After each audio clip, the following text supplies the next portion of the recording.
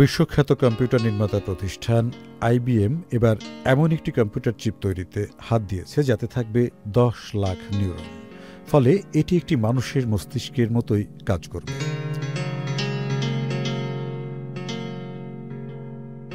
টনার্থ নামের এই চিপটি হবে বিশ্বের প্রথম নিউরোসিনেস্টিক কম্পিউটার চিপ। এই কম্পিউটার প্রসেসরে থাকছে 1.4 বিলিয়ন ট্রানজিস্টর এবং তা 140 ওয়াট বিদ্যুৎ ব্যয় করে।